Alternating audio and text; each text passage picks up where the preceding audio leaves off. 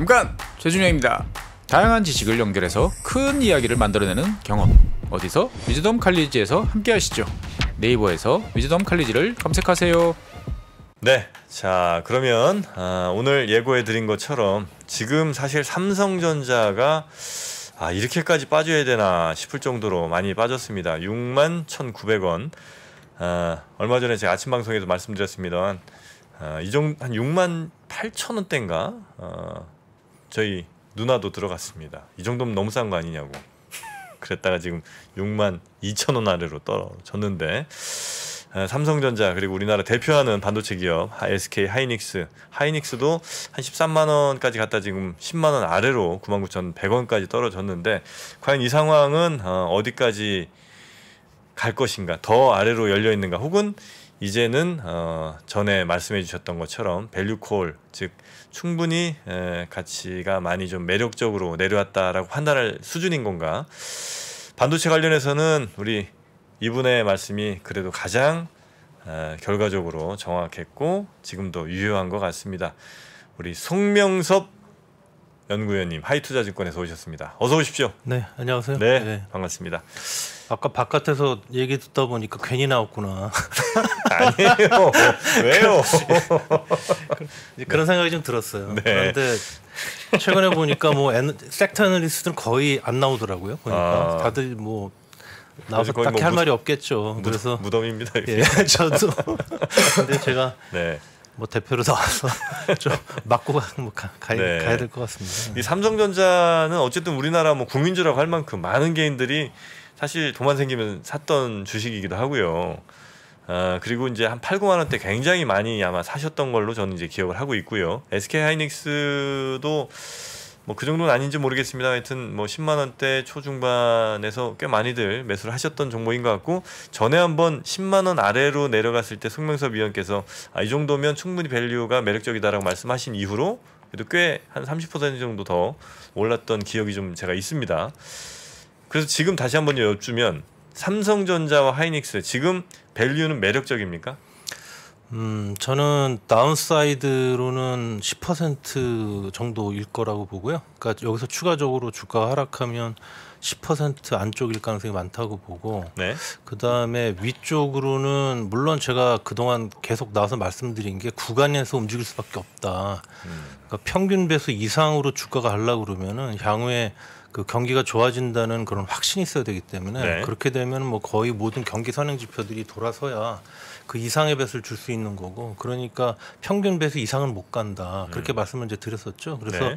평균 배수를 놓고 계산을 해보면 지금 현재 주가에서 위로는 한 25%, 30% 정도에 있기 때문에 저는 현재는 다운사이드 리스크보다는 업사이드 포텐셜이 좀 큰 구간이라고 생각을 해요. 지금 가격이면? 지금 가격이면. 물론 좀 전에 이제 얘기 나누신 것처럼 뭐 바닥이 어느 정도인지 정확히 알 수는 없고, 그 다음에 주가가 올랐다 내렸다 하면서 아마 그렇게 쉽게 가지는 않을 거예요.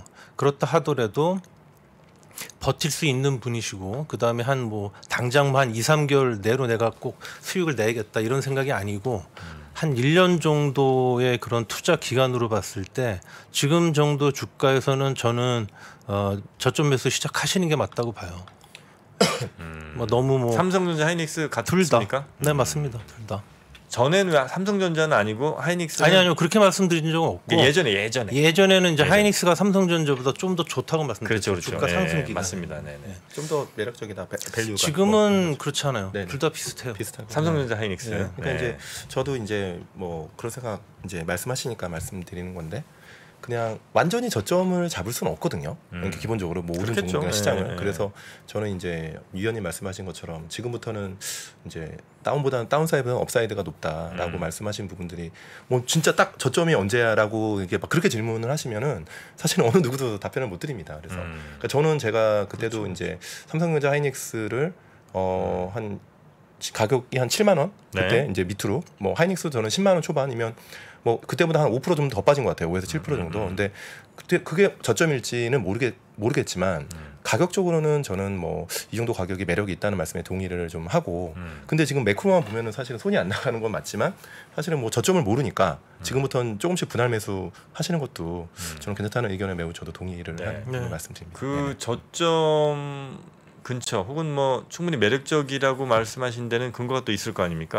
일단은 제가 사실은 그 최근에 이제 하반기 전망을 자료를 내고 지금 그 기관 투자가분들한테 세미나를 하고 있는 상황인데 그래서 그거를 그대로 제가 기관 투자가분들한테 세미나 하는 방식대로 그대로 지금 자료 갖고 쭉 말씀을 드릴까 이렇게 생각을 했었는데 네. 그렇게 해도 좋고요. 아니면은 뭐 질문 있으시면 질문 갖고 하는 것도 좋고. 네, 좋습니다. 그러면 원하신 방향으로 한번 해보죠. 혹시 지금 뭐 반도체 가격을 정하는 데는 뭐 여러 가지가 있겠습니다만 어쨌든 네. 수요가 좀 돼야 반도체가 팔려야 그리고 네. 이제 이 회사들도 돈을 벌고 뭐 이렇게 되지 않겠습니까? 네. 수요는 어떻습니까? 그러니까 이제 제가 전에 나와서 네. 그 경기 선행 지표를 다 꺾였다. 네. 그러면 결국 시간 지나면 6개월 정도 지나면은 반도체 수요는 나빠질 수밖에 없고 업체들 실적도 나빠질 수밖에 없다라고 이제 그렇게 말씀을 이제 드렸었어요. 근데 그때만 해도 이제 반도체 가격은 여전히 괜찮았고 업체들 실적은 예상을 상회했었기 때문에 네. 그때도 심지어는 삼성전자 하이닉스도 괜찮다. 뭐 PC나 스마트폰 쪽은 조금 약화된 면이 있지만 서버는 괜찮다 이런 식으로 얘기를 하면서 그 업황이나 수요가 건재하다 이제 그런 식으로 많이 얘기를 하셨었죠. 근데 현재 상황은 수요가 약화되는 국면이 뚜렷하게 나타나기 시작을 했어요. 그래서 뭐 자료 간단하게 좀 수요 얘기하셨으니까 수요부터 네. 간단하게 좀 보면요. 자료부터 좀 보여주시면요. 네. 어떤 자료죠? 여기 보시면 이게 지역별 IT 수요 동향인데요. 미국 IT 수요 증가율 보시면 뭐 계속 내려가고 있고 네. 이거는 이제 미국에서 경기 둔화의 영향이 나타나고 있는 것 같고 유럽은 아직 살아 있는데 그런데 여기도 보면 3월, 4월, 5월 달 유럽 소비자 신뢰 지수가 엄청 떨어졌어요. 그래서 아마 4월, 5월부터는 유럽에서 수요 증가율이 떨어질 것 같고 중국이 사실 작년에 가장 큰 그 악영향을 준 그런 부분이죠. 그러니까 제가 메모리 반도체 주가랑 가장 코릴레이션이 높다고 보는 지표가 중국의 IT 수요 증가율이에요. 그래서 보시면은 작년 3월 달부터 중국 IT 수요 증가율이 뚝 떨어지면서 주가도 이때 빠진 거예요. 네. 그래서 얘가 작년에 내내 나빴기 때문에 이게 주가 하락의 가장 큰 이유예요. 그런데 사실은 과거의 예를 보면 중국에서 유동성이 증가하면 중국의 IT 수요 증가율이 따라 올라갑니다. 그거는 진리예요. 유동성이 올라가면 그다음에 IT 수요 증가율이 올라간다. 그런데 중국에 제가 좀 이따 보여드리겠지만 중국에서 유동성 풀리고 있습니다. 많이. 네. 그런데도 지금 중국에서 IT 수요 증가율이 여기 보시는 것처럼 3월 달에 올랐다가 4월 달에 뚝 떨어진 게 지금 주가가 여전히 나쁜 이유인데 네. 이건 왜 그러냐면은 도시 봉쇄 때문에 그래요. 3월 달부터 시작된. 그러니까 돈은 풀렸는데 이게 이제 돈이 돌지가 않는 거예요. 그래서 이게 지금 중국의 문제고 전반적으로 그래서 IT 수요는 아직 안 좋은 거고 그다음에 제가 올해 연간 디램 수요 증가율을 18.3%를 연초에 보고 있다가 이걸 14.0%로 낮췄어요. 이거는 왜 그러냐면 지금 PC부터 먼저 보면은 지금 대만 노트북 ODM 출하량을 한번 보면요. 작년 4분기에 출하량 전년 동기 대비 증가율이 플러스 5%였거든요. 근데 올해 1분기에 마이너스 6%로 떨어졌고 4월 달에는 무려 마이너스 38%가 나왔어요. 어마어마한 거죠. 4월 달에 마이너스 38%, 네. 5월 달에 좀 개선됐지만 마이너스 19%. 그래서 2분기는 지금 마이너스 한 16% 정도 나올 것 같아요. 되게 안 좋은 거네요. 엄청 안 좋죠. 그러니까 실제로 지금 PC 부분 쪽에서는 벌써 고객들의 반도체 주문 오더컷이 이미 진작에 나오고 있어요. 네, 그리고 지금 근데 이제 하나 그 우리가 기대할 만한 건 뭐냐면 2분기가 이렇게 안 좋은데 저는 2분기에 이렇게 출하가 나쁜 것이 실제 잠재 수요보다 출하가 더 나쁘다 이렇게 봅니다. 그 얘기는 뭐냐면은 실제로 경기가 둔화되면서 수요가 죽은 것도 있어요. 네. 그런데 그거에 더해서 뭐 전쟁 영향이라든지 도시 봉쇄 때문에 부품이 다시 공급이 안 되기 시작을 하고 물류가 지연이 되고 PC 스마트폰에 또 생산 출하도 차질이 생겼고 거기다가 네. 또 중국에서 베이징이나 샹하이 같은 큰 도시들이 봉쇄가 되다 보니까 중국 내에서 IT 수요도 또 죽은 거죠. 그러다 보니까 실제 수요보다도 출하가 더 적다 그 얘기입니다. 그래서 3분기 초 들어가면서부터는 도시 봉쇄가 조금 더 본격적으로 풀릴 경우에는 네. 이렇게 눌렸던 만큼 PC의 생산 출하는 회복될 가능성이 있다라고 저는 생각을 해요. 그래서 이게 조금 어떻게 보면 나중에 주가가 반등에 나올 때 어떤 트리거 역할을 할 수도 있어요. 네, 네. 근데 전반적으로는 하여튼 뭐 연간으로는 마이너스 0.4% 보다가 올해 연간으로 마이너스 9.2%로 지금 낮춘 상황이니까 네. 안 좋긴 안 좋아요. 스마트폰 붐이야말로 뭐 작년 4분기부터 중국 시장에 그 재고 문제가 굉장히 심했던 그런 부분이죠. 그래서 지금 현재 상황에서도 중국 스마트폰 시장에는 대략 한 1,900만 대 정도 과잉 재고가 남아 있는 거로 보이고, 그 다음에 전 세계 월별 스마트폰 실판매량 증감률도 보시면 올해 1분기에 마이너스 10%가 나왔으니까 중국만 나쁜 게 아니고 전반적으로 스마트폰은 지금 잘 안 팔려요. 네. 그런데 이제 여기도 지금 2분기에 재고를 소진하는 그런 기간이고 이러다 보니까 삼성전자도 올해 2분기에 스마트폰 출하량이 원래 생각했던 것보다는 적어서 한 6천만 대 초반 네. 이 정도밖에 안 될 것 같습니다. 1분기 대비 한 1,000만 대 감소하는 거예요. 그러니까 그만큼 안 좋았다는 얘기예요. 그런데 이쪽도 지금 2분기 들어와서 도시공사나 이런 것 때문에 출하가 좀 안 되는 면이 있고 해서 2분기 재고 조정 기간이 좀 지나면 3분기부터는 조금 좋아지긴 할 거다. 네. 이제 그렇게는 생각이 듭니다. 그만큼 2분기가 너무 안 좋다는 얘기예요. 자, 그리고 이제 아시는 분들은 아시겠지만 사실 지금처럼 센티멘트가 급격하게 안 좋아진 이유는 얼마 전에 중국에서 서버 쪽에 오더컷이 발생했다. 네, 네, 네. 주문 축소 발생했다는 것이 굉장히 크게 결정적 영향을 미쳤어요. 그래서 PC나 스마트폰이 안 좋다라는 건 우리가 이미 알고 있었고, 삼성전자, 하이닉스도 컨퍼런스 콜에서 PC, 스마트폰 뭐 약간 안 좋긴 하다. 그러나 서버는 좋고 네. 앞으로도 좋을 거고, 그래서 올해 디램 수요 증가율은 여전히 10%대 중후반이 나올 거다. 그렇게 얘기를 했단 말입니다. 그러니까 이제 시장이 그걸 믿었었죠. 그런데 이제 중국에서 서버 오더컨 얘기가 나오니까 믿었던 마지막 보루가 무너진 거예요. 그러면서 이제 급격하게 이제 센티멘트가 나빠지고 그때부터 주가가 본격적으로 또 하락하고 이제 그런 네. 모습이 나왔던 건데, 그런데 사실은 생각을 해보면 중국에서 저렇게 경기가 나빴는데 지금도 안 좋은데 원래 생각했던 것만큼 그렇게 서버 생산을 원래 계획대로 하겠냐? 사실은 그렇게 안 하면 이상한 거죠, 오히려. 그래서 그게 이미 여기에 이제 징조가 있었는데, 여기 표 보시면은 여기에 이제 전 세계 주요 그 빅테크 업체 14개의 그 캐펙스를 제가 쭉 해놨죠. 근데 2021년 작년에 중국 업체들 캐펙스 증감률 보면 1.7%밖에 안 되잖아요. 확대해서 한번 보겠습니다. 네. 자, 설명 그대로 해주시면 네, 되겠습니다. 1.7%밖에 안 되는데 네. 이게 작년 초에 이게 사실은 60%로 예상됐던 거예요. 아, 그리고 텐센트 같은 회사들이 90억 달러를 넘게 쓴다고 그러는데 실제로는 48억 달러밖에 안 썼어요. 네. 그러니까 작년에 이미 경기가 너무 나쁘다 보니까 중국에서는 서버 생산을 원래 생각했던 것보다 훨씬 덜 하기 시작을 했어요.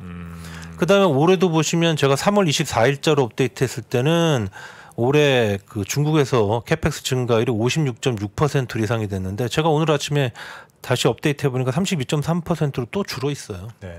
그러니까 그만큼 지금 워낙 경기가 안 좋으니까 서버 생산 이런 스케줄들이 사실은 많이 축소가 된 겁니다. 그래서 올해 연간으로 그래도 지금 아마존이 생각했던 것보다는 조금 캐펙스가 그래도 어느 정도는 쓴다 해서 올해 캐펙스가 전반적으로는 줄진 지금 않았는데 당초 네. 예상보다 작년에 23.2%의 캐펙스 증가율에 작년 서버 출하량 증가율이 6.7%였거든요. 네. 그럼 올해 17.3%의 캐펙스 증가율이면 대략 올해 서버 출하량 증가는 한 4에서 5% 사이일 거다.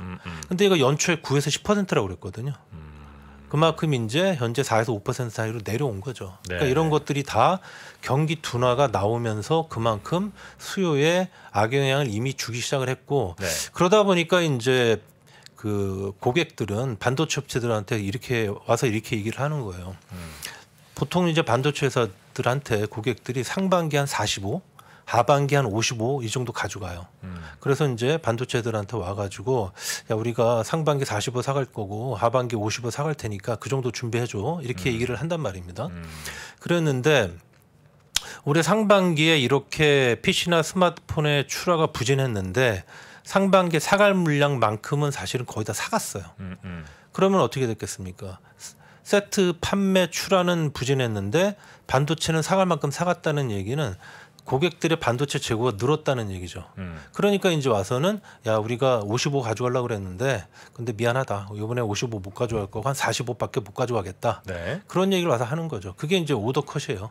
이제 그런 것들이 지금 전반적으로 다 일어나고 있어요. 네, 네, 네. 이제 그러다 보니까 이제 나타난 현상이 뭐냐면은 현물 가격 내리잖아요. 계속해서. 현물 시장에서 제일 큰 손이 어디냐면은 여기 이 모듈 업체라고 제가 표시해놓은 예를 들면 뭐 킹스턴이나 A데이터, 팀그룹 이런 데들이에요. 근데 얘네들 같은 경우에 제가 이제 이번에 자료 만드느라고 전화 통화를 이제 몇 군데랑 해봤는데 네. 작년 말 기준으로 자기네 디램 재고가 8주 정도였대요. 이게 이제 정상 수준입니다. 얘네들한테. 네, 네. 그런데 올해 1분기 말 기준으로 재고가 10주에서 12주 사이로 늘었기 때문에 지금 이거를 줄이고 있다 이미. 그리고 앞으로 8주까지 줄일 거다 이제 그렇게 얘기를 하고 있어요. 네, 네, 네. 그래서 현물 가격이 떨어지기 시작을 한 거고 그리고 당분간은 현물 가격은 더 떨어진다고 봐야 되겠죠. 얘네들이 팔 거니까 현물 시장에. 그래서 이제 고정거래 가격이 지금 어떤 상황이냐면 2분기는 지금 고정거래가 발표된 걸 보면 D램은 유지하거나 아주 소폭 하락, 낸드는 한 5% 정도 상승 이렇게 지금 현재로서는 알려져 있어요. 그런데 나중에 7월 달 가서 실제로 실적 나왔을 때 까보시면 그보다 가격이 좀 더 내려갔을 거예요. 왜냐하면은 반도체 회사들이 현물 시장에다도 한 10% 언더로 팔거든요. 네. 근데 현물 가격이 계속 내려가잖아요. 그러면은 이제 평균 판매 가격에 악영향을 주죠. 그다음에 고객 중에는 또 월 단위로 협상하는 고객들이 있어요. 그러면은 그 고객들 월 단위로 협상할 때는 현물 가격 하락하는 걸 또 월 단위 가격 반영을 해요. 그러니까 실제로 나중에 까놓고 보면 디램 ASP는 평균 판매 가격 한 3% 정도 하락했을 거고 낸드도 2분기 초까지는 괜찮았거든요. 그때는 네. 뭐 컨트롤러 IC가 부족하다 그래서 SSD 가격도 좋고 그랬는데 2분기 중순 들어와서 이제 수요가 급격하게 떨어지면서 지금은 그쪽도 가격이 내리고 있어요. 그러면은 2분기에 낸드도 아마 가격이 5%까지 올라 있지 않을 겁니다. 한 3% 정도? 그 정도 올라 있을 거예요. 자, 그러면 하반기 가격은 지금 어떻게 예상이 되냐면은 제가 여기 보시면 3분기에 8% 하락, 4분기에 10% 하락을 해놨어요. 제가 이걸 딱 보여드리면 펀드 매니저분들 반응이 이렇게 많이 떨어져요? 이렇게 얘기를 해요. 네. 근데 이거는 제가 약간 일부러 보수적으로 한 것도 있어요. 왜냐하면 이렇게 실적을 보수적으로 추정을 해놔야 그래야 이제 주당 순자산 가치 BPS를 보수적으로 제가 전망을 하게 되고 밸류에이션을 굉장히 타이트하게 볼 수가 있어요. 그래서 일부러 그렇게 한 것도 있지만은 그러나 실제로 이렇게 가격이 떨어질 가능성이 없는 건 아니에요. 자, 지금 2분기에 보시면 삼성전자랑 하이닉스가 2분기 네. 출하 증가율에 대한 가이던스를 삼성전자는 9%, 하이닉스는 15% 증가로 그렇게 가이던스를 줬단 말이에요. 그런데 지금 2분기 현재 상황을 보면 들리는 바로는 그 가이던스를 달성을 못할 것 같습니다. 그러니까 생각만큼 많이 못 팔 것 같다 그 얘기예요. 그러면 이제 남은 거는 뭐냐면은 반도체 회사들이 자기네들의 연간 출하량 전망치를 달성하고 싶으면 가격을 깎아줘야 돼요. 왜냐하면 여기 왼쪽에서 보시는 것처럼 고객도 재고 올라 있으니까. 네. 아니면은 출하 증가율을 달성하고 싶으면 가격을 깎아줘야 되고 가격을 덜 빼고 싶으면 그러면 출하량을 줄여야 되는 거죠.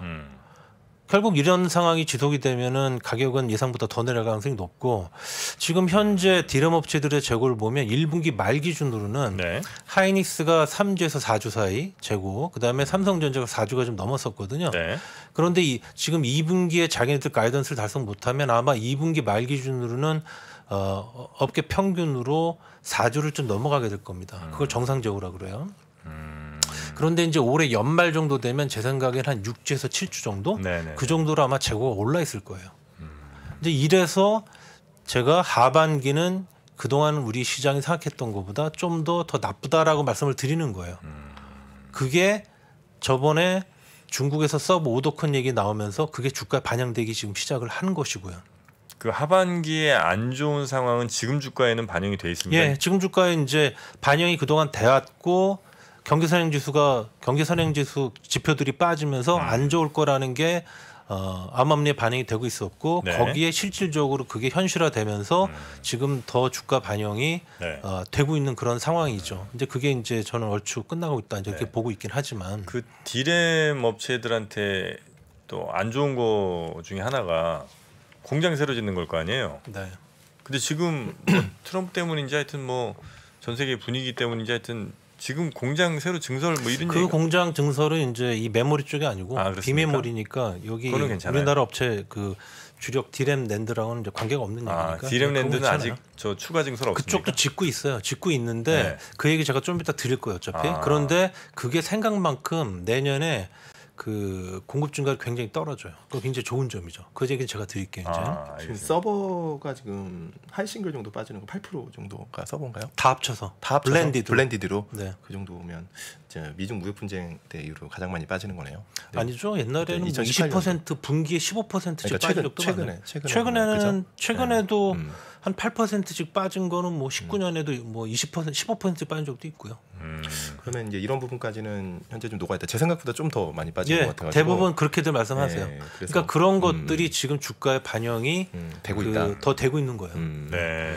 그러면은 지금 아무튼 근데 스팟 가격도 며칠 전에 잠깐 반등하다가 다시 좀 내려가고 있는데 그건 큰 의미가 없는. 그거는 큰 거고. 저도 그래서 그때 네, 네. 대만의 그 딜러들 유통업자들하고 얘기를 나눠봤는데 그때 제가 들은 얘기는 특별한 시장에 뭐 없다. 그냥 이거는 그동안 좀 내렸고 또 중국에서 도시봉쇄가 좀 풀린다고 그러니까 그동안에 좀 비워놨던 유통업자들이 일부 좀 사는 것 같다. 근데 큰 의미는 없다 그랬고 실질적으로 그 다음 또 다시 또 내리기 시작을 했죠. 그럼 어떤 부분들이 조금 반전이 있어야 우리가 좀 주가가 좀 편하게 조금 여기서 올라올 수 있을까요? 네, 그래서 이제 그 아까 말씀드렸던 것처럼 3분기 초로 들어가면서 중국에서 도시 봉쇄가 해제가 되면서 그동안 굉장히 약세를 보였던 PC나 스마트폰 이런 쪽에서 출하에 이제 의미 있는 개선들이 좀 나오고 그다음에 뭐니도 중요한 거는 제가 이제 뒤에 이제 다시 한번 말씀드리겠지만 중국에서 IT 수요 증감률이 올라야 됩니다. 자, 그리고 이제 이어서 제가 간단하게 먼저 말씀드릴 것들 좀 드릴게요. 그래서 올해 같은 경우는 올해 수요 증가율이 이제 자료 보시면요. 14.0%로 지금 예상이 되는데 그런데 올해 공급 증가율은 18.7%로 예상이 돼요.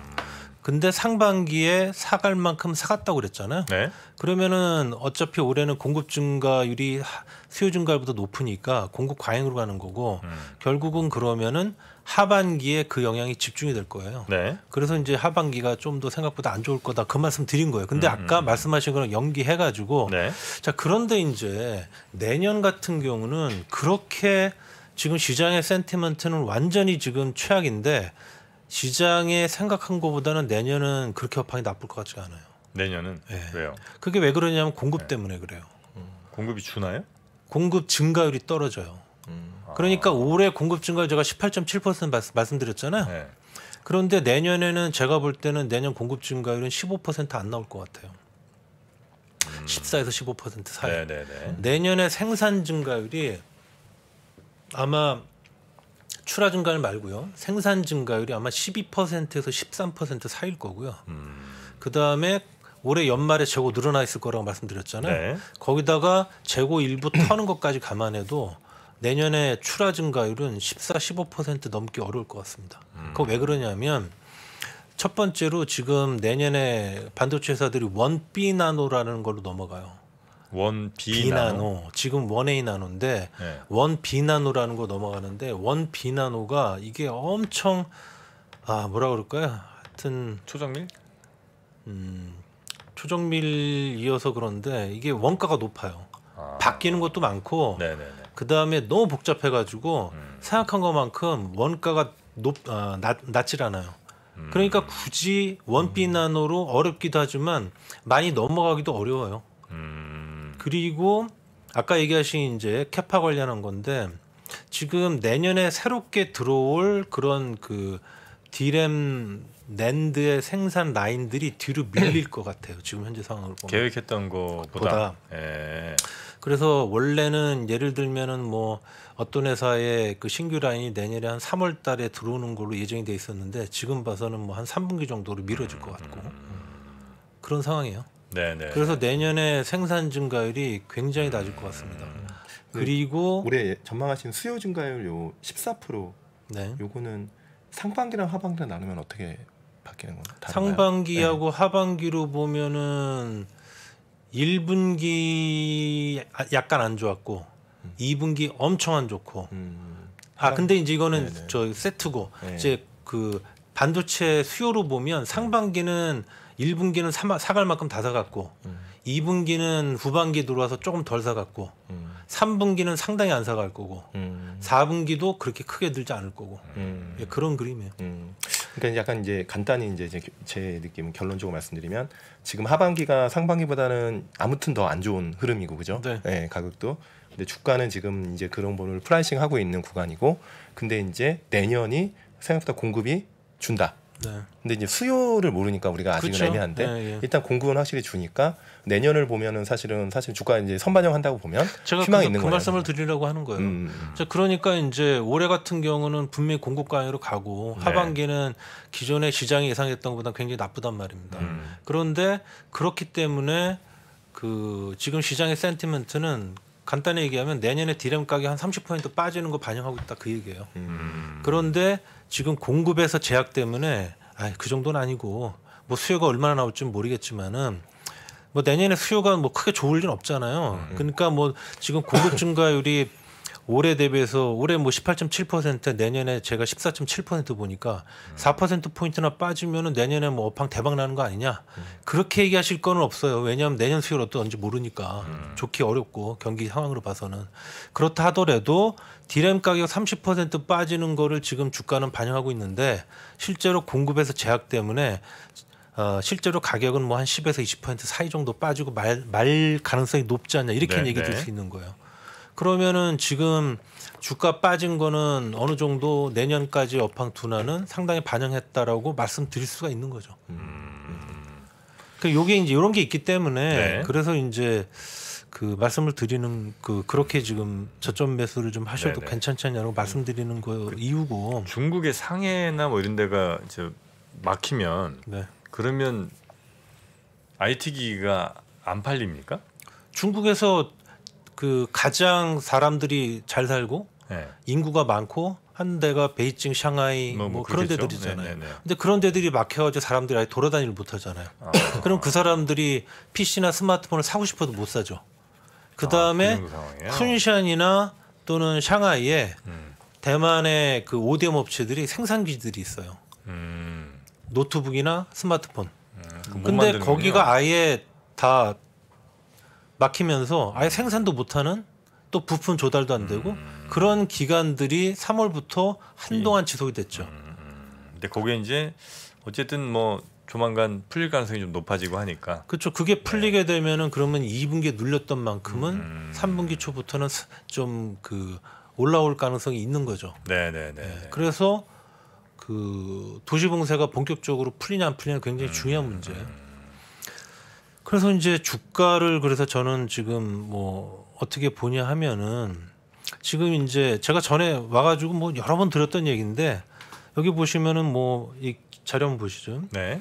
메모리 반도체 시장 규모랑 글로벌 유동성 증감률, 메모리 반도체 시장 규모랑 미국 ISM 제조업 지수, 또 중국의 크레드 임펄스 지수 같은 이런 것들을 비교해 보면 보시는 것처럼 그림들이 똑같잖아요.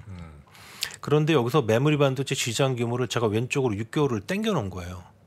그러면 그림이 똑같다는 얘기는 뭐냐면 이 파란 선으로 표시된 경기 선행 지표들이 메모리 반도체 업황을 6개월 정도 미리 앞서서 알려주고 있다 그 얘기죠. 그런데 보시면은 지금 경기 선행 지표도 이렇게 빠졌잖아요. 네. 그러면 앞으로 메모리 반도체 업황은 이렇게 빠져야 맞죠. 그걸 우리가 지금 앞두고 있는 거예요. 그리고 그게 이미 주가에 반영되고 있고. 네네네. 자, 그런데 이렇게 경기 선행 지표들이 주가랑 동행하고 그 다음에 업황을 선행한다 그러면 반도체 주가를 전망하기 위해서는 뭘 해야 되는 거냐면 이런 경기 선행 지표들이 어떻게 앞으로 움직일까를 전망을 하는 게 반도체 주가를 맞추는 길이에요. 그렇죠? 네. 그런데 지금 이런 경기 선행 지표를 움직이는 가장 큰 두 가지 요소는 당연히 미국의 금리 인상, 그 다음에 좀 좋은 쪽에서는 중국의 경기 부양과 그 다음에 도시 봉쇄 해제, 그 두 가지잖아요. 그래서 이제 이게 어떻게 움직이냐에 따라서 당장 이런 경기 선행 지표들이 바뀌고 이거는 결국 나중에 6개월 정도 지나면 우리가 메모리 반도체 업황이 또 그대로 따라서 바뀌게 될 수밖에 없다 그 얘기죠. 네. 그래서 이제 이러한 경기 선행 지표들을 우리가 예측하는 게 중요한데 자, 그런데 이제 미국 같은 경우에는 사실은 얼마 전까지만 해도 이제 시장의 컨센서스는 미국이 5월 달에 금리 인상 0.5%하고 그다음에 한 두 번 정도 0.5% 인상하고 나면 9월 이후로 0.25%로 갈 수 있고, 왜냐하면 이제 그 인플레이션이 이미 이제 하향되기 시작을 했으니까 이제 그 정도의 그림이었잖아요. 그 정도의 그림이었으면은 여기 보시면은 이제 삼성전자랑 하이닉스의 밸류에이션 뱃을 제가 그려놨고, 그 다음에 여기에 미국 ISM 제조업 지수를 이제 그려놨는데, 요 미국 정책 금리랑 미국 ISM 제조업 지수를 한번 비교를 해보시면은 여기서 보시는 것처럼 미국 ISM 제조업 지수가 정책 금리를 지금 약간 후행하면서 쫓아가고 있잖아요. 네. 그런데 여기서 정책 금리를 제가 축을 뒤집어놨다는 말이에요. 아. 그러니까 미국에서 금리 인상을 세게 하면 세게 할수록 미국에서 ISM 제조업 지수는 굉장히 크게 떨어진다는 얘기예요. 자, 그런데 미국 ISM 제조업 지수랑 미국 유럽의 경기를 미리 알려주는 OECD 경기 선행 지수랑 비교해 보면 보시는 것처럼 똑같아요. 그러니까 미국에서 금리 인상을 세게 하면 세게 할수록 ISM 제조업 지수는 급락할 거고 향후에 미국과 유럽의 경기는 굉장히 나빠질 거다, 그 얘기죠. 그런데 우리나라 반도체 업체들은 중국에 제일 많은 반도체를 팔지만 네. 미국이나 유럽에도 반도체 팔잖아요. 네. 그러니까 여기 보시는 것처럼 미국 ISM 제조업 지수랑 삼성전자 하이닉스의 밸류에이션 배수가 모양이 거의 비슷해요. 그러니까 미국에서 금리 인상을 세게 하면 삼성전자 하이닉스의 밸류에이션 배수와 주가를 누르는 거예요. 그게 우리가 지금까지 봤던 거고. 네. 그런데 지금 얘들이 삼성전자 하이닉스 밸류에이션 배수가 거의 역사적 저점까지 지금 와 있기 때문에 우리는 어떻게 생각을 했냐면 미국에서 금리 인상하겠다고 한 뭐 0.5% 한 번 했고 앞으로 두 번 정도 하면 0.2%로 돌아갈 거다라는 그런 컨센서스는 거의 이미 주가에 시장이 알고 있었으므로 반영이 다 됐다. 그렇게 생각을 했던 거죠. 네네네. 그런데 거기에 인플레이션이 생각한 것보다 꺾이지 않으면서 금리 인상의 강도가 0.75 얘기 나오고 또는 0.5로 연말까지 갈 수도 있다, 이런 얘기 나오니까 네. 여기서 위에서 누르는 힘이 더 세진 겁니다. 그래서 최근에 주가가 어제 뚝 떨어진 거예요. 그게 지금 현재까지 모습이에요. 네네네. 그래서 만약에 지금 현재의 그 0.75% 하고 앞으로 0.5% 한 두 번에서 연말에 뭐 한 3% 정도, 네. 그 정도의 금리 인상의 스케줄대로 가면 이미 한번 주가 빠졌으니까 네. 그 다음에는 그 스케줄로만 간다 그러면 미국의 금리 인상 때문에 앞으로 반도체 주가가 더 빠질 일은 사실 없는 거예요. 그런데 만약에 거기서 내년까지도 0.5%로 가야 된다, 그럼 물론 한번 더 빠지겠죠. 근데 그렇지만 않으면 괜찮고, 근데 더 중요한 게 바로 이제 아까 말씀드린 중국이에요. 제가 아까 초기에 메모리 반도체 주가의 가장 코릴레이션이 높은 지표가 이 중국 IT 수요 증감이라고 제가 말씀드렸었잖아요. 네. 여기 보세요, 똑같잖아요. 하이닉스 배수랑 중국의 IT 수요 증감이랑 똑같죠. 네. 그래서 작년 3월 달부터 중국에서 IT 수요 증감률이 빠지면서 하이닉스, 삼성전자가 같이 빠진 거예요. 자, 그런데 이러한 중요한 중국의 IT 수요 증감률을 중국의 유동성 공여 지표, 유동성 지표, 중국 크레딧 임펄스 지수가 약간씩 선행해요. 그래서 이 중국의 크레딧 임펄스 지수라는 게 20년 말부터 빠지기 시작을 하고 그 이후에 3개월 정도 후에 중국의 IT 수요 증감률이 빠지면서 우리나라 반도체 주가도 같이 빠졌고, 중국 크레딧 임펄스 지수가 작년 10월 달까지 내렸기 때문에 작년 3월부터 10월 달까지의 주가를 한번 생각을 해보시면 미국하고 유럽 주가 그때 올랐잖아요. 근데 한국하고 중국 주가만 빠졌죠. 네. 그리고 똑같은 반도체 주식이라도 그때 AMD랑 엔비디아 주가 날라갔죠. 네네네. 그런데 똑같은 필라델피아 반도체 지수단이 있어도 마이크론은 우리나라 반도체 주가랑 똑같이 한 35% 빠졌단 말입니다. 그게 왜 그러냐면 AMD나 엔비디아 같은 회사들은 미국 빅테크에 거의 전적으로 의존하죠. 네. 그런데 메모리는 예를 들면 디램 같은 경우는 디램 전체 수에서 서버가 한 40% 가져가요. 근데 그 서버 40% 중에 절반 20%는 HP나 델이나 레노버 같은 그런 브랜드, 기존 전통 브랜드 서버 업체로 가요. 나머지 20%가 빅테크로 가는데 그 빅테크 20% 중에 80%만 미국, 이것도 20% 중국이에요. 네. 그럼 80% 곱하기 20% 하면 한 15, 16%만 메모리 반도체는 미국 빅테크에 전적으로 의존하는 거예요. 그럼 나머지 85%는 PC, 스마트폰, 중국 빅테크처럼 중국의 경기나 중국 IT 수요에 좌우되는 쪽으로 메모리 반도체는 여전히 의존하고 있습니다. 그런데 작년에 요맘때는 미국 빅테크들은 날랐지만 그러나 중국에서는 사실은 PC나 스마트폰 벌써 언택트 수요 둔화 얘기 있었죠. 그다음에 이렇게 경기가 둔화되니까 그때 주가 안 된 거예요. 근데 다행히 중국에서 크레딧 임펄스 지수가 작년 11월 달부터 올랐어요. 2월 달까지 3월 4월 왔다 갔다 하지만 근데 이 정도 올랐으면 과거에는 중국의 IT 수요 증감률이 같이 따라 올랐어야 된단 말입니다. 네. 그런데 3월 달에 오르는 척하다 4월 달에 다시 뚝 떨어졌단 말이에요. 이게 왜 그러냐면 도시봉쇄 때문에 3월에. 그런데 이게 보시면은 중국 정부는 이미 굉장히 돈을 꽤 풀고 있어요. 지방정부 수채 발행액도 보면 작년 상반기 대비해서 올해 상반기 훨씬 많이 풀었고 인프라 투자액 증감률도 이미 작년 3분기 후반기부터 올라가기 시작을 했고 여기다 뭐 특별 국채 같은 거 한 번 더 풀어주고 하면 그러면 여기 왼쪽 그림에서 보시는 것처럼 여기 제가 빨갛게 직사각형으로 표시해놨지만 중국에서 경기 부양할 때 중국의 IT 수요가 나쁠 때가 없었단 말입니다. 그리고 특히 여기에 제가 또 타운으로 표시한 것처럼 향후 경기를 알려주는 중국의 경기 선행지수 증감률은 이미 돌아서기 시작을 했어요. 이 얘기는 뭐냐? 중국은 경기랑 수요가 좋아질 준비는 이미 다 됐어요. 그런데 도시봉쇄 때문에 그게 지금 안 되고 있는 그거 하나 지금 남은 거예요? 그렇죠. 그게 풀리고 그 다음에 이제 요번 달에 아마 그래도 또 한 차례 금리 인하 해줄 것 같은데 금리 인하하고 그 다음에 특별구체 풀어주고 도시봉쇄 풀면서 본격적으로 중국에서 예를 들면 이제 매월 나오는 지표들이 있어요. 아마 네. 김타 기사님 아시겠지만은 중국의 스마트폰 출하량, 그 다음에 대만 노트 모뎀 출하량 같은 게 6월, 7월 정도에서 한 2달 정도 연속으로 의미 있게 오른다든지 결정적으로 중국의 IT 수요 증감률이 턴어라운드가 된다. 그러면은 메모리 반도체는 주가는 그거를 반영하지 않을 수가 없어요. 자 그런 상황에서 지금 네. 주가는 아까도 말씀드렸지만은 하이닉스 기준으로 보면 하이닉스는 보통 저점 배수가 0.9배에서 1.1배 사이거든요. 네. 물론 리만 사태 때 0.5배까지 간 적도 있죠. 그런데 지금 리만 사태처럼 될 가능성은 사실은 굉장히 희박하고 요때들이 어떤 때였냐면은 그 중국에서 신용 문제 터졌을 때, 그 다음에 옛날에 그 유럽에서 피그스 문제, 네. 그 다음에 미중무역 전쟁 터졌을 때, 그때요 이런 때들이 0.9배, 1.1배 갔을 때가. 그러니까 이때도 만만치 않았을 때예요. 이런 상황에서 지금 평균으로 1.0배 정도 준다 그러면 제가 아까 올해 하반기 디램 낸드 가격 엄청 깎아놨다고 그랬잖아요. 네. 제가 일부러 그렇게 보려고.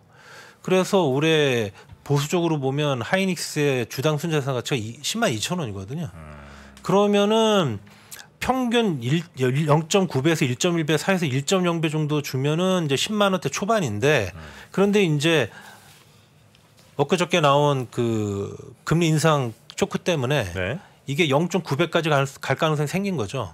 그럼 0.9배까지라고 이제 해보면 10만 2,900 보면 대략 뭐 9만 원대 초중반, 초반 뭐 이 정도 되는 거잖아요. 초중반. 그럼 여기서 더 내려갈 게 10% 언더잖아요. 그리고 위로 보면 아까 말씀드렸지만 1.3배 역사적 평균 배수 곱해 보면 한 13만 원대 초반 정도. 네. 그 정도 사이에서 움직일 가능성이 높단 말입니다. 앞으로 한동안은.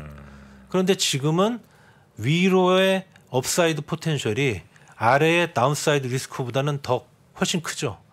그러면은 이거는 확률의 게임이잖아요. 주식 네, 투자라는 네, 네, 거는. 그럼 이제부터는 조금 뭐 어떤 고통을 감내할 그런 자신이 있으신 분들은 조금씩 사는 게 맞는 거예요. 삼성전자도 똑같은 관점에서 보면 얘는 올해 예상 BPS가 5만 400원이거든요.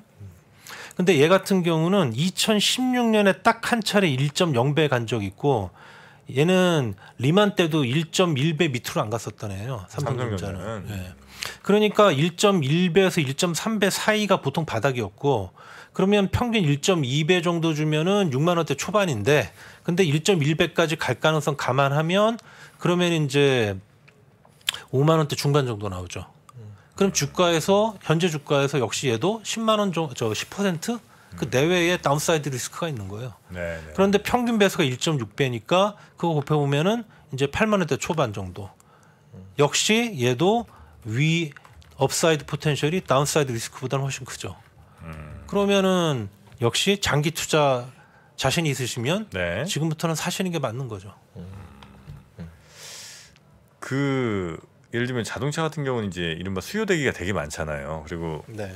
만들기만 하면 어쨌든 사람들이 살 준비는 다 마음의 준비들이 돼 있는 것 같고.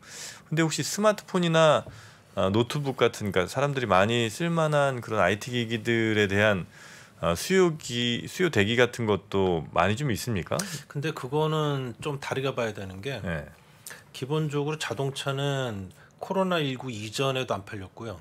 코로나19 시작된 2019년에도 굉장히 팔렸어요. 그러다가 이제 20년 들어와서 팔리기 시작을 한 거거든요. 네. 그러니까 자동차는 몇 년 동안의 수요 부진에서 수요가 살아나려고 하는 국면이 있었고 그런데 PC나 스마트폰 같은 경우는 코로나19 이전에는 굉장히 역성장하고 안 좋다가 코로나19 터지면서 언택트 수요 때문에 엄청 수요가 오히려 올랐죠. 네. 그러니까 미래에 있을 수요를 땡겨 쓴 거예요. 네. 그런데 그게 코로나가 끝나갔잖아요. 네. 그러니까 수요가 떨어지는 거죠. 그래서 제가 이제 드린 질문이 그러니까 중국도 지금 중국에 네. 이제 그 락다운 때문에 네. 그런 수요들이 이제 많이 줄어든 거는 뭐 그럴 수 있을 것 같긴 한데 네. 과연 그럼 이제 락다운 풀리면 정말 그 사람들이 그렇게 막 살까? 제가 드리는 회복된다는 얘기는 네. 굉장히 그 좋게 이제 엄청 올라가고 우리가 일반적인 그런 그 스탠다드로 봤을 때도 수요가 좋다는 의미가 아니고 네. 원래 나빠야 되는데 그보다는 그런데 2분기가 네. 원래 나빠야 되는 것보다 훨씬 더 나빴어요. 그러니까 그거보다 2분기에 눌렸던 것만큼 올라올 테니까 그러니까 3분기는 2분기보다는 좋아진다. 그 정도 의미예요. 네, 막 좋아진다기보다는 네, 그렇죠. 이제, 그러면은 뭐 3분기 쪽에 굉장히 네. 좋아지면은 반도체 판이 좋아지겠죠. 근데 그렇게 이제 뭐 나빠질 거라고 말씀드리니까 네, 이미 네, 나빠지고 있으니까 그런 상황은 아닌 거죠. 그리고 아까 그 공장 증설에 대해서 설명 좀 주신다고 그랬는데 네네. 그 공장 증설은 지금 뭐 어느 정도 진행되고 있는 거예요? 그러니까 제가 되도록이면 회사 얘기는 안 드리려고 그랬는데 구체적인 회사 얘기 안 드리려고 그랬는데 지금 이제 그 메모리 반도체 쪽에서는 지금 신규 라인이 들어오는 게 네. 삼성전자가 이제 평택 3 라인이 들어와요. P3. 예, P3가 네. 내년에 들어와요. 네. 사실은 원래 계획은 올해 말에 이제 낸드부터 시작해가지고 네. 내년 1분기 말 정도에서 D램이 시작이 되는 거였죠. 네. 그리고 하이닉스는 그 용인 라인이 들어오기 전에는 그 M16이라는 라인에서밖에 캐파를 늘릴 수가 없어요. 그런 상황인데 지금 그 신규 라인들이 지금 보시면은 인플레이션 문제 때문에 각종 비용들이 다 올라가고 뭐 이런 상황이고 그 다음에 또 반도체 라인 짓는데 예전보다 많이 그 법적인 규제 이런 것들 많아요. 그래서 지금 원래 생각했던 그런 신규 라인 들어오는 것보다 뒤로 지금 많이 밀리고 있어요. 거기다가 반도체 장비도 지금 주문해서 그 장비들이 들어올 때까지 기간이 계속해서 길어지고 있어요. 네. 그런 상황이다 보니까 그러니까 예를 들면 이런 거죠. 그러니까 어떤 회사가 내년에 5만 장의 그 신규 캐파를 들어오려고 그랬어요. 네. 그러니까 뭐 한 3월부터. 근데 그게 갑자기 내년에 한 7월 그 정도로 미뤄지는 거예요. 그러면 3월 달부터 그 라인이 돌아가는 거하고 7월부터 그 라인이 돌아가는 게 연간의 생산에 미치는 영향이 굉장히 크죠. 그런 현상이 지금 발생하고 있다 그 말입니다. 장비주 안 좋아요 그러면? 근데 장비주들 같은 경우는 그게 그 반도체 장비에 주문이 준다는 게 아니에요. 반도체 장비가 네. 그 주문은 원래 계획대로 계속 캐파는 느는데 그게 뒤로 밀려질 뿐이니까 예를 들면 올해 4분기에 매출이 나올 걸로 예상되었던 게 내년 1분기로 미뤄지는 거죠. 그런 식으로 조금씩 계속해서 미뤄지다 보니까 나중에 가면 결국은 똑같아요. 그러니까 장비 업체들이라고 해서 특히 나쁠 건 없어요. 아 그렇습니까? 내년에 이제 공급 증가율 아까 이제 조금 빠지는 부분을 말씀 주셨는데 이게 어느 정도 그 이제 이게 보면 조금 낙관적으로 보신 건지 아니면 정말 아까 이제 밸류에이션 좀 타이트하게 이제 보시고 그냥 최대한 보수적으로 보시는 건지 그 공급 증가율. 시장에서 나오는 얘기보다 제가 더 높게 보는 거예요. 시장은 그보다 더 낮게 얘기해요. 지금은. 예, 그런데 저는 반도체 회사들이 네네네. 그렇게 낮은 생산 증가율을 제가 볼 땐 경영진들이 용납할 리가 없다고 봐요. 경영진들이 분명히 쫄 거예요. 그래서 그거를 야 이건 말도 안 돼. 조금 더 높여. 뭐 그런 식으로 짜서라도 높이려고 할 거예요. 그런 거 다 풀리 반영한 거예요. 네, 네, 그런 걸 네. 감안해도 내년에는 15%는 넘기 어려워요. 소재는 어떻습니까? 소재. 근데 제가 이제 지금과 같은 국면에서 장비 소재주 뭐 투자들을 저한테 질문하시면 네. 그것까지 신경 쓰실 여력이 있으시냐. 아, 그렇습니까? 그리고 네. 지금 같은 상황에서는 장비랑 소재 주가가 반도체 주가랑 서로 달리 갈 수가 없어요. 왜냐하면은 네. 지금은 원래 뭐 삼성전자 경기 선행 지표가 미치는 영향이 절대적인 회사고 하이닉스는 이제 거기에 일부 이제 업황 영향을 좀 받기도 하는 그런 이제 주식이기도 하지만은 네. 지금처럼 특히 경기가 주가에 미치는 영향이 절대적일 때는 결국 장비주나 소재주 주가가 반도체 주가랑 절대로 달리 갈 수는 없습니다. 뭔 얘기냐면 장비나 소재 업체들의 매출이라는 거는 반도체 회사들의 캐펙스예요. 뭐 그렇겠죠. 그렇죠? 네. 투자 금액이에요. 그런데 반도체 장비 회사들이 반도체 회사들이 캐펙스를 늘리려고 하면은 업황이 좋아져야 돼요. 네. 업황이 좋아진다는 얘기는 한참 전에 앞서서 경기 선행 지표도 얘기해 주죠. 그리고 주가는 그걸 동시에 반영하잖아요. 네. 그러니까 반도체 업체들이 주가가 오른다는 얘기는 나중에 업황이 좋아져서 반도체 업체들이 캐펙스를 더 쓴다는 얘기고 시간 좀 지나면 장비 업체, 소재 업체들의 실적이 좋아진다는 얘기예요. 그러니까 반도체 회사들 주가 오르면 장비 업체들, 소재 업체 주가도 같이 좋을 수밖에 없고 반대로 경기 선행 지표가 나빠져서 반도체 주가가 떨어지면 나중에 업황이 나빠질 거란 얘기고 돈 없으니까 캐펙스를 줄일 거란 얘기고 장비 업체, 소재 업체들 주가가 나빠질 거란 얘기예요. 매출이. 네. 그러니까 당연히 똑같이 갈 수밖에 없죠. 그러니까 장비 소재들도 반도체 업체들에 대한 투자랑 똑같이 본인이 보시기에 제일 똘똘해 보이는 그런 회사들을 저점에서 하시는 겁니다. 지금 상황에서.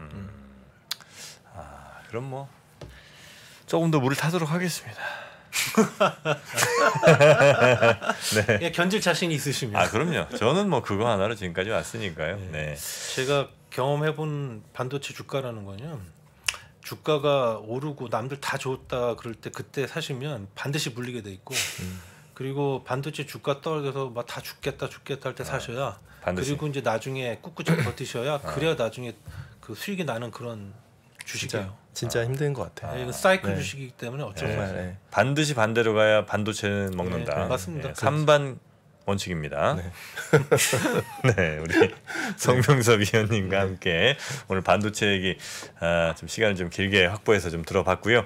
이 정도면 뭐 반도체에 관한 뭐 이야기는 충분히 저희가 이해할 수 있지 않겠나 충분히 다 싶습니다. 말씀 잘 네. 해주신 것 같아요. 자, 오늘 함께해 주신 하이투자증권의 송명섭 수석 연구위원님 대단히 감사하고요. 앞으로도 반도체는 함께 늘 해주세요. 네, 고맙습니다. 네, 고맙습니다. 네, 감사합니다. 네. 미국, 중국, 러시아 이런 나라들의 움직임에 대해서는 관심이 어느 정도 생겼는데 거기에서 우리는 과연 뭘까? 우리는 체스판의 말이 아니다라는 생각을 좀 해보면 좋겠어요. 어떻게 생각하세요? 우리 편 누굴까를 좀 더 고민할 수 있지 않을까 싶어요. 뒤집어 질문을 해보면 그러면 아시아에는 우리 친구가 있을까요? 제가 지구본 연구소 진행하면서 사실은 되게 마음에 걸리는 이만한 짐이 하나 있어요. 우리 옆에 있는 동남아를 내가 모른다.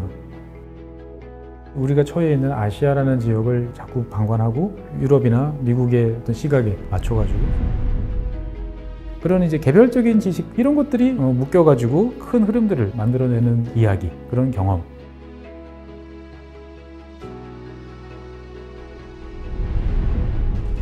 작고 잡다한 지식이라도 그것들을 절대 무시하지 말라. 나는 그건 되게 긍정적이고 그런 지식들을 연결해서 말 그대로 위즈덤이잖아요. 정말 현명해지고 뭔가 남들하고는 좀 차별화된 그러한 관점 그리고 그러한 비전